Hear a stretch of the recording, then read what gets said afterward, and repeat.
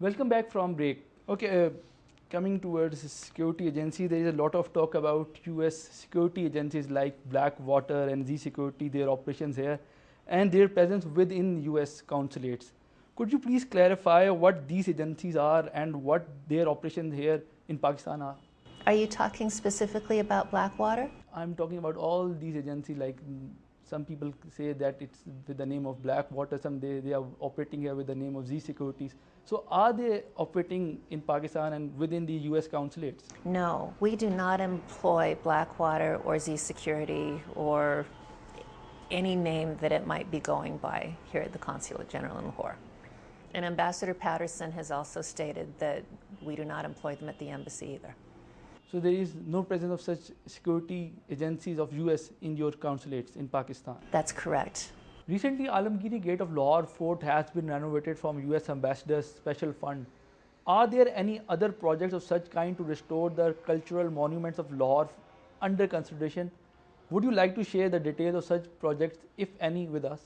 I wish I could share the details, but what I can say is that I've seen Ambassador Patterson here in Lahore 2 or 3 times since I've arrived, and each time she tells me how much she wants to expand that program, and she has asked our Consulate General to find more opportunities here in the Punjab where we could put the ambassador's cultural funds to use again. And so we're looking for that. Our staff is working on proposals to provide to the embassy, which will then forward those on to Washington. And we hope that in 2010 that we'll be able to do more projects. So let's talk about the recent visit of US Secretary of State Hillary Clinton to Pakistan. For the first time, along with Pakistan government official, she had interaction with the Pakistani citizens and media representatives. So did that help her in understanding better the situation here? I think it did. And you know, the interesting thing of that is the Secretary herself insisted that she wanted this visit to Pakistan, and especially the time that she spent in Lahore, to be a people-to-people visit rather than a government-to-government visit. She wanted to hear from the Pakistani people directly, from all different kinds of Pakistani people, what their concerns were, and especially with regard to the US-Pakistan relationship. And so she was very excited that we were able to get so much participation in the event that we sponsored, and that Government College University was so kind to host for us. There were students from several different universities who participated, and I don't think that the Secretary was surprised by the questions, because, I mean, part of our job is to keep her apprised of Pakistani opinion.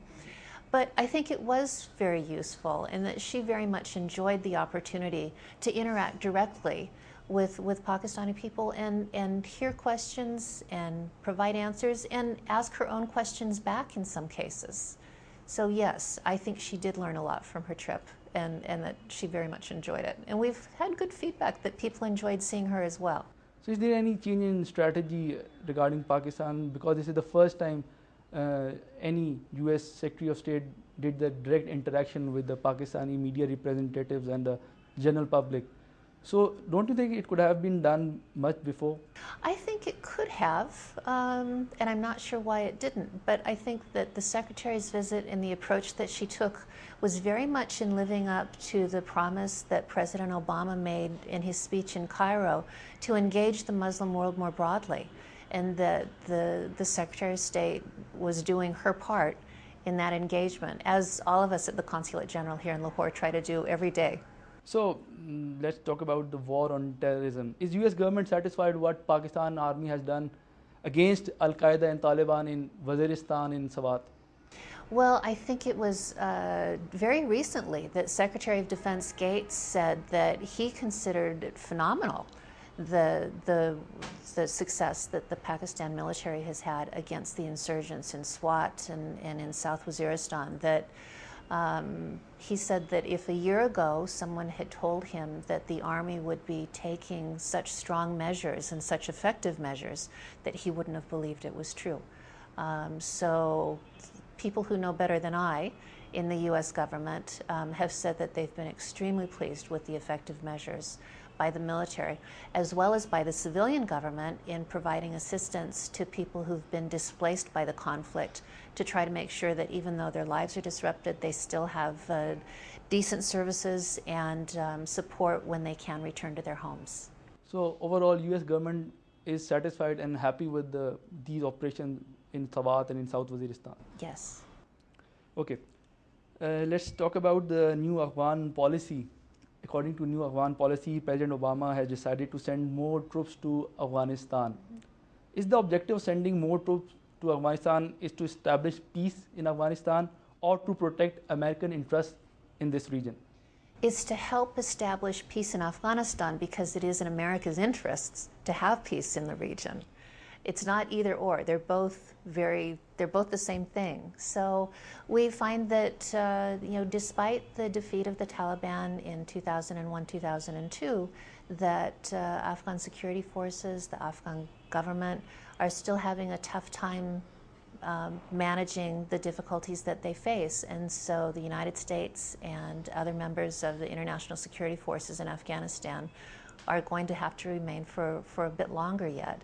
And I think the president's intent was to focus more on developing the capacity of Afghan institutions so that they can indeed be ready to take on the additional responsibility.